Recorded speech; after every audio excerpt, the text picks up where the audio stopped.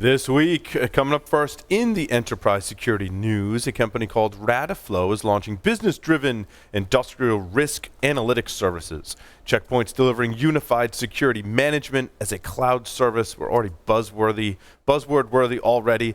NetScout enables streamlined monitoring and reduces risk through greater visibility across the network. Automox has raised $30 million and more. In our second segment, Malcolm Harkins will join us. He's a speaker at InfoSec World 2020 and a Chief Security and Trust Officer at Cymatic. We're going to discuss the rise of the cyber industrial complex and expense in depth. In our final segment, we welcome Wilson Batista. He's also speaking at InfoSec World. He's the founder of June Cyber to discuss security orchestration, but in the context of people, not technology. Stay tuned for all that and more on this episode of Enterprise Security Weekly. This is Security Weekly, for security professionals, by security professionals. Broadcasting live from G-Unit Studios in Rhode Island, it's the show where we talk security vendors and aren't afraid to name names. It's Enterprise Security Weekly. The Viavi Solutions Observer Platform provides SecOps teams a powerful combination of comprehensive data for threat hunting and incident response that includes wire data analytics and enriched flow records. Using pure, unaltered packet and net flow, Observer presents views across the entire IT infrastructure with threat alert features including scope, impact, and advanced traffic profiling. Teams can use automated workflows to dive into high-fidelity network evidence and more quickly resolve issues, minimizing impact on customers, users, and business operations. Learn more about the Viavi network security solution and download free resources at securityweekly.com/Viavi. That's VIAVI. The question is simple. Have any of the systems on my network been compromised? The answer is harder than it should be. Enter AI Hunter. Active Countermeasures has automated and streamlined techniques used by the best pen testers and threat hunters in the industry to create AI Hunter, a network threat hunting solution that does the first pass of a hunt for you to identify systems that are most likely to be compromised and scores the results on a scale from 0 to 100. You can then research those systems in depth with AI Hunter. Focus your valuable time on the systems that need your expertise with AI Hunter. Sign up for a personal demo today at securityweekly.com/ACM. Welcome to episode 171 of Enterprise Security Weekly for February 5th, 2020. I'm your host, Paul Asadorian, joined by Mr. Jeff Mann here in studio. Welcome, Jeff. Thank you. Great to be here. Good to have you in studio. Mr. Matt Alderman is on the lines remotely. Matt, welcome. Thank you. It's cold, but it's sunny. So you get the little halo up there. That's right. You got the halo going on. Join us at InfoSec World 2020. Actually, both of our guests for this show will be speaking there. It's March 30th through April 1st. Matt and I will be doing a security container day. Actually, if you're interested in speaking or being on a panel to talk about container security, please reach out to us, myself or Matt. Actually, just email psw@securityweekly.com.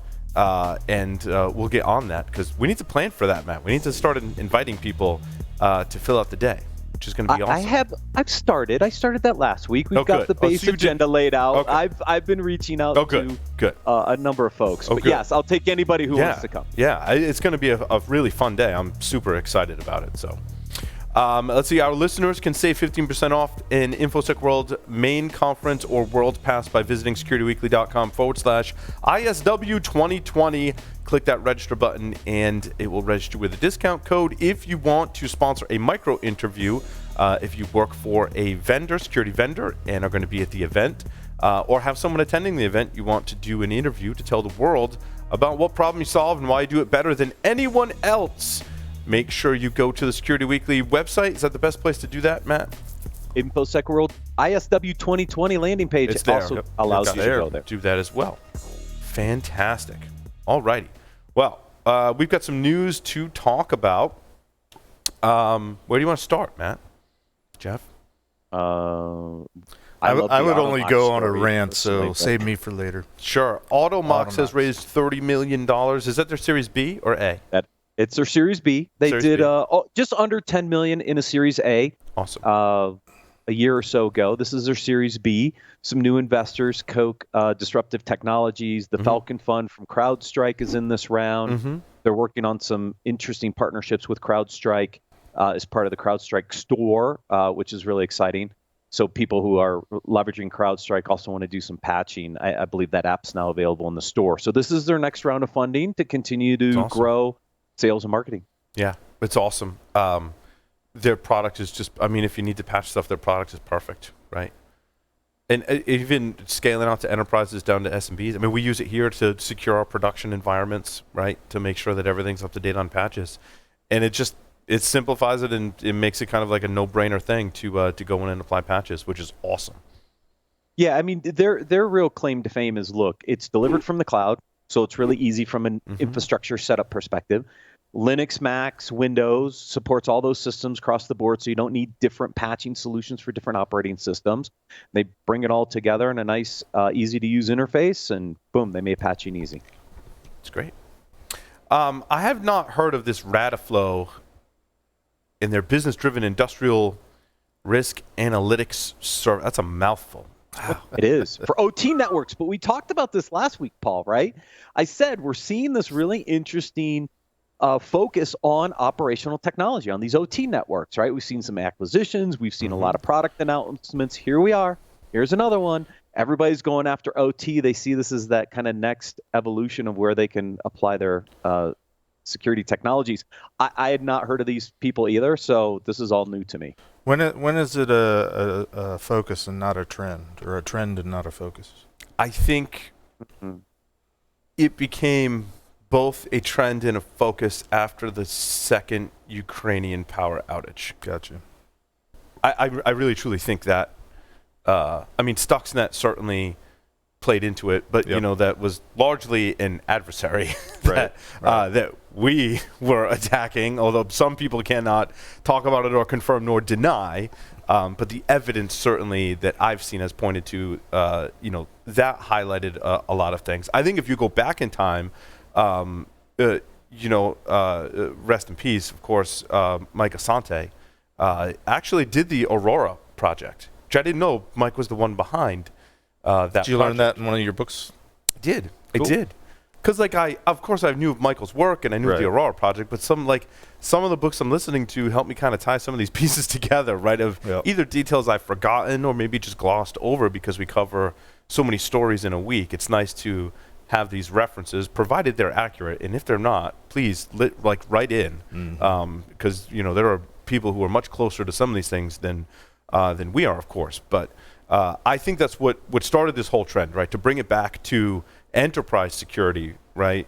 We've had these series of events that have been slowly, sometimes very quickly, leading up to we need more advanced security practices for our OT networks, because, I mean, the gloves basically came off. I mean, Ukraine was really the two instances where the gloves really came off, right? And they disrupted power, right? And that we, and in the U.S., have to protect our infrastructure. And our infrastructure in the U.S., from what everyone is saying, is a lot more connected than other countries, right? So that means we need more, I think, more and better technology and processes, right? It's not just about slapping products in your network and magically you're secure, right? But there needs to be security on all of the different pieces inside of industrial systems. I have a couple thoughts, and I guess I don't pay a whole lot of attention to it because every time I hear OT, I kind of feel like, well, that's been around forever. You know, IT was the new thing the last 25, 30 years. There's always been OT. So it's almost, I don't know if we're coming full circle or if we're just finally getting around to paying attention. But because so many of the OT systems are legacy and sometimes they are 25, 30-year-old systems, the things that we're doing today in terms of security and IT, and we were talking before going on the air, containers and Kubernetes and AWS, that doesn't necessarily translate too well into the OT world. Well, so my estimation is still a lot of Windows in use in as part of the operational technology, right? Yeah, and that's part of like and probably even XP or older in some cases. yeah, and if you look at like the NotPetya, right, Windows. very destructive worm, but Yep. it was really Windows focused, and that was very much in some of these OT environments, including like Chernobyl. Right. Systems were affected by that, right? Which is no longer an operating nuclear power plant, but there are recovery efforts that will be going on for many years. So that is one component that that's common operating system. We know how to secure it. How do we secure it in that environment? Where I think a lot of these other technologies, they can help hopefully with the Windows problem. I'm not exactly sure what iRisk does, comprehensive vulnerability assessment for OT networks. On the Windows side, I don't know how it's, other than connectivity, how it's different. But then when you translate that out to the firmware running on all of your devices that are PLCs and similar SCADA devices, essentially, right? Right. That's super important too. We'll talk about it more, I think, tomorrow night with the folks from Eclipsium, John from Eclipsium. Okay. We'll talk about it because like his favorite part of some of the industrial control system hacking was they bricked the firmware on the Ethernet to serial converters that were connected to the equipment. So like even if you got your management systems back up and running, they weren't able to connect to any relays to turn power back on because those other devices were bricked. Well, so there's a lot of different components that go into when we say operational technology. Right. Right. And those differ by sector and those differ by company. But I think you're touching on perhaps another interesting area in terms of, a lot of what we deal with in the traditional sense is confidentiality. If you think the data security triad, whereas I think it's safe to say most of the OT attacks have to do with denial of service. There isn't necessarily data to steal. Yeah, It's a combination of integrity and availability. There is definitely a denial of service component to it, but there's also integrity of what those systems are supposed to do, where they can't create a disruptive attack. So fair enough. So let's say it's integrity and availability. It's not confidentiality, and most everything is focused on confidentiality, with the afterthoughts or to a lesser degree integrity and availability. When the focus is different, I just wonder about how that impacts the approaches and the techniques and ultimately the tools that are used to Agreed, combat. Jeff. To your point, that's why you saw this whole new kind of market emerge. The big players weren't going after some of this, right? And so you had this whole new market of companies created like Dragos and Nozomi and Radiflow and Indigi, et cetera, it started to emerge to really focus on this problem. And I think the critical infrastructure protection executive orders from the Obama days really highlighted this on the commercial side to an extent. You saw a lot of this market start to get created. But what you've seen is some very interesting acquisitions by Forescout and Tenable in this space. We see a lot more announcements around this. There's a lot more focus. Like I said, you're definitely seeing it more in the news. Yep. There was an interesting article from, this one comes from Threat Quotient.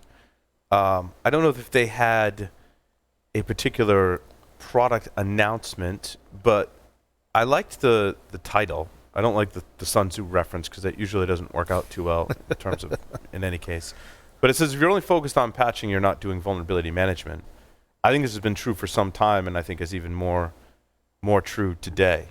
Yeah, that was the one article I saw that I if it's time for my little mini rant, not even just a rant, but I have been curious for a while why vulnerability management programs, I'm seeing it with my customers, and it seems to be accepted common knowledge that vulnerability management starts with a vulnerability scan. And actually this article points to a SANS white paper, and I was reading that, and it actually says, well, vulnerability management program is all about the vulnerability scan and what do you do with the results. And I'm like, okay, maybe this is where it comes from. Not to disparage SANS, but what I find fascinating is if you look at get your drinks ready, the PCI data security standard, there's an entire section labeled vulnerability management. It covers requirement 5 and 6, which in PCI speak is requirement 5 is the antivirus, anti-malware, keep your systems protected from viruses, which are vulnerability exploitation usually. And then requirement 6 is where you get into keeping your systems secure through patching and having a whole patch management program, change management program, secure coding, wireless firewalls, wireless testing, web app testing, so not wireless. The vulnerability scanning in the PCI context comes a whole lot later in terms of the security stuff in requirement 11, all the monitoring and things you do, which I think the intention in a PCI life cycle, if you will, is vulnerability scanning is a safety net. It's a safety check. It's, how well is your programs working for vulnerability management, independent of starting with a vulnerability scan. But everybody starts with a vulnerability scan these days, and I've always thought, well, that's silly because you're always playing catch up. What's interesting is all of the major and even not major vulnerability scanning vendors also include a configuration auditing component. Yep.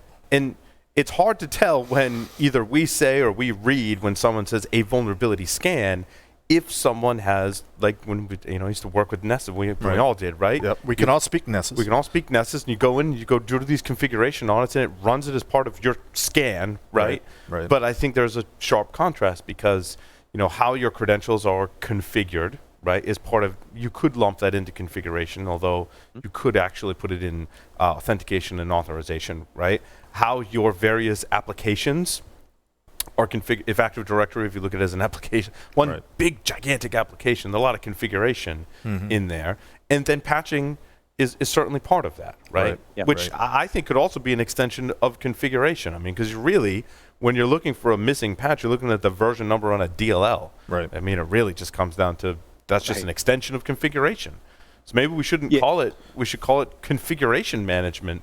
This is the problem. This is the heart of the problem. Yep. Vulnerability management is typically equated to a CVE, which is what everybody does this, right? And if you talk to an analyst, a financial analyst, they don't understand the nuances between vulnerability management and what's a vulnerability in the broader sense, because you bring in points, Paul, configuration, weaknesses, right?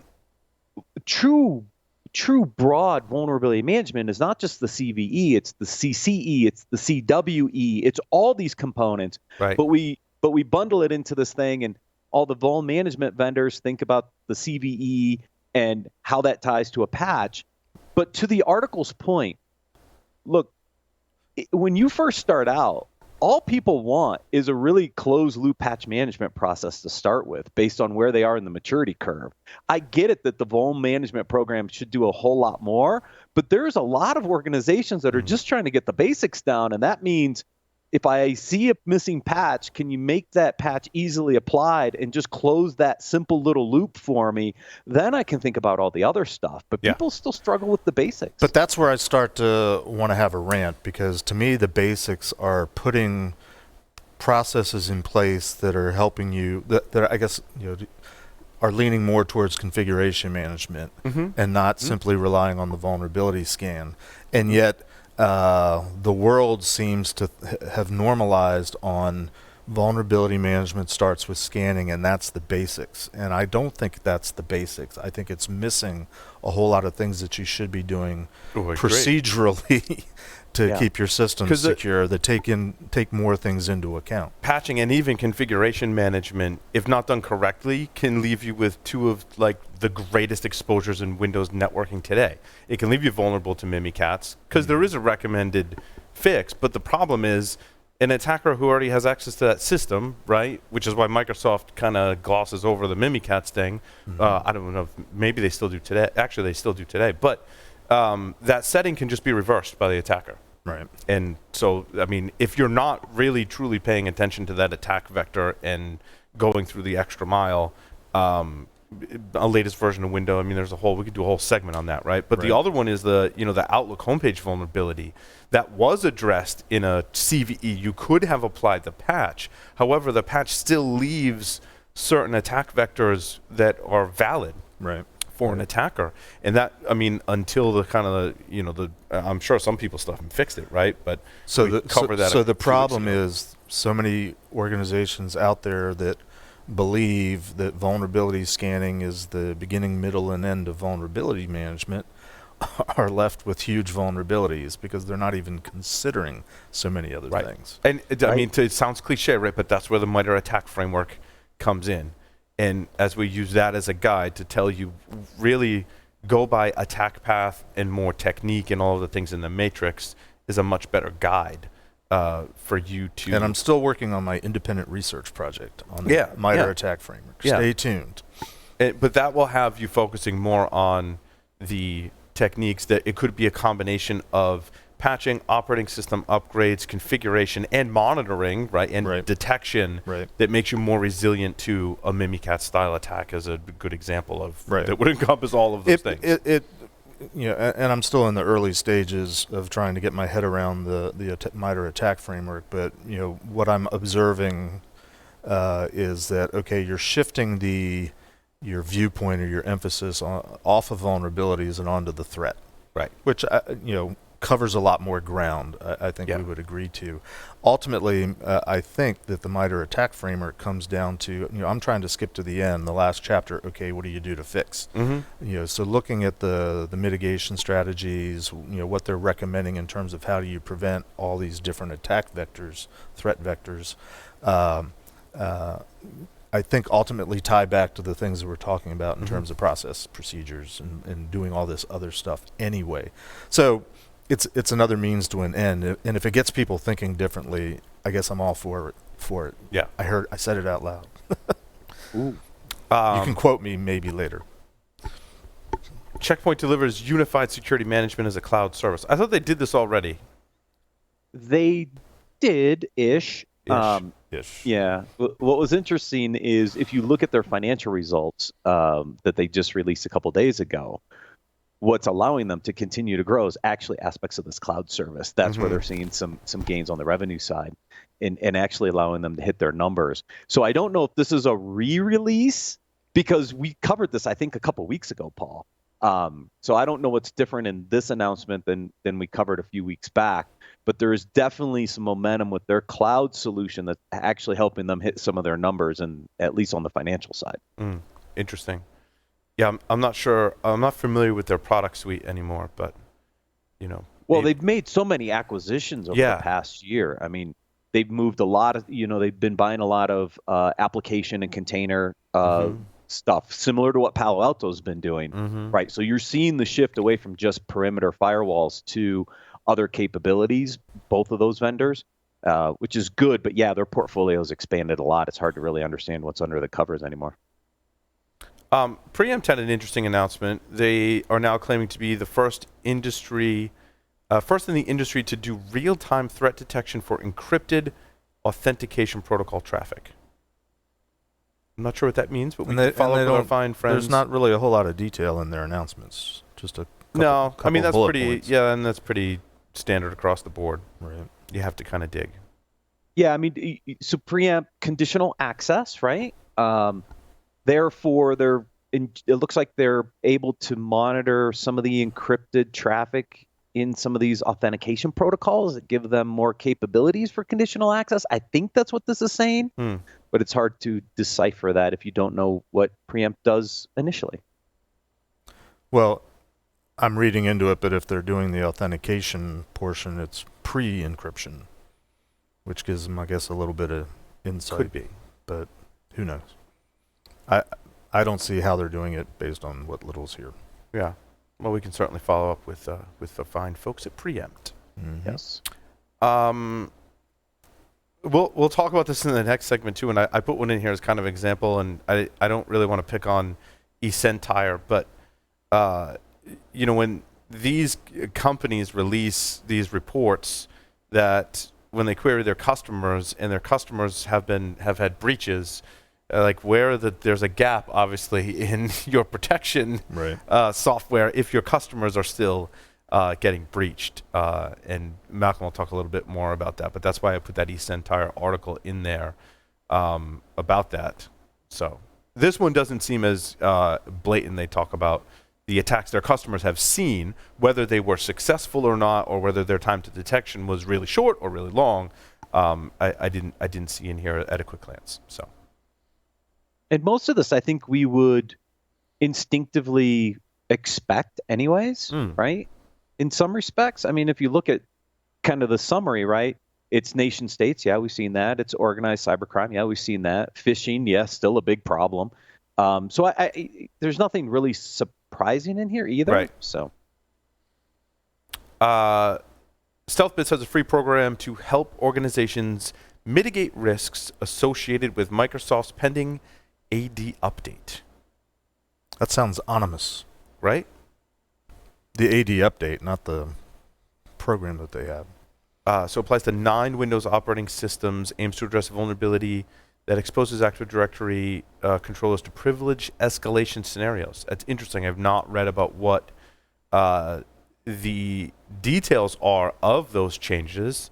Of course, we've talked about Active Directory a lot and still do as one of the number Perhaps one. we should try to get somebody on that can talk about that. From Microsoft, From right? Microsoft. Would be awesome. Yeah. It looks like what they're doing is they're doing LDAP. They have an LDAP blocking functionality that mimics the update without actually needing to do the AD modifications itself. So it looks like it's kind of a virtual patch until this thing gets affixed by Microsoft in March. Gotcha. That's cool. They made it available for free program. I'm curious what the 9 operating system levels that they cover are, Right? and how far back they're going. Because 7's gone now. Nobody's got 7 Right. anymore, or XP. Other 9, yeah. Is there truly 9 left? Yeah. What? I'm curious what the 9 are. 8, 10, 2016 server. Yeah, well, I don't know. Right. I mean, How many variations of that? well, service pack levels for each, if there is such a thing. Could be. Something to think about, and another research project. Mm-hmm. Let's see. Oh, Qualis had some announcement about actionable searching and data download with vulnerability management dashboards. Seemed like a very kind of a minor update, but interesting nonetheless. I hadn't seen Qualis's dashboards in some time. Yeah, what it looks like is they've created a query language that allows you to get the data out of these dashboards. This goes back to our previous conversation, right? This is very vulnerability and patch specific. This is very CVE and patch specific. Interesting. But are these dashboards across the entire product suite? Would be a question for Qualis, right? Because Qualis does the configuration auditing, the web app scanning. They do, but when I see their screenshots, if you look in the upper left corner, it says vulnerability management. That's the module you're in on the Qualis platform. So this is their vulnerability management solution. When you click that little arrow to the right of VM, you get a big drop down of all their the products, additional, all their products. So I think this is very limited to vulnerability management. They'll probably extend this query capability into their other modules so that you will be able to pull data out from some of the other sources as well. What this will enable or create havoc for is people pulling this data out to manipulate it outside of the vulnerability management solutions. And this is where the TVM vendors and other people are probably like, ooh, I can get more data from the core vendors directly. Well, and so we're sort of back on the vulnerability management topic, and the one thing that we didn't talk about, but they address in this as sort of a use case, is Patch Tuesday. All the companies out there that are relying on vulnerability scanners to do, their patch management, that's sort of independent of Patch Tuesday. Most of them know that they've got to do something once Patch Tuesday happens. And it seems like this is maybe a way for them to prioritize, because you get the Patch Tuesday releases, you have to figure out which of these will apply to our organization. You have to do some sort of prioritization to knock out if there are any critical vulnerabilities addressed, which I don't think Microsoft necessarily advertises, last month being an exception with that crypto API vulnerability, but you don't automatically know with a Microsoft patch release what are the patches that really matter and more importantly really matter to you as an organization. Yeah. While we're on the vulnerability topic, I mean, you've got the recorded future vulnerability report from 2019 saying, Microsoft is still the biggest targeted list of vulnerabilities and exploits. Right. Not surprised. The enterprise. Yeah, and it's interesting. We talk about configuration and threats and tools, tactics, and procedures. Is it procedures or protocols? Whatever the P stands for in TTP. But when it comes down to it, with Microsoft products, there's this kind of like, if there's I don't know how you put it in your risk models, there's a big patch, right? Like you really got to apply this patch because then, things like WannaCry happen and, various worms and things like that. So there are like these core set of patches that, like, independent of looking at how you're doing with the MITRE attack framework, how you're doing with configuration management, how are you doing basically with identity management, right? I mean, some of the best techniques we've seen over time, and what some of the researchers that have written some of these tools that attack Active Directory will say is, like, basically don't have any domain admins, right? Like, tune that management of your domain, like those exposures, tune it out of the system so you can still manage it, but without having users that have these certain permissions, helps thwart a lot of attacks, right? You should do all that. But like when Microsoft has a big patch come out, you should really apply that.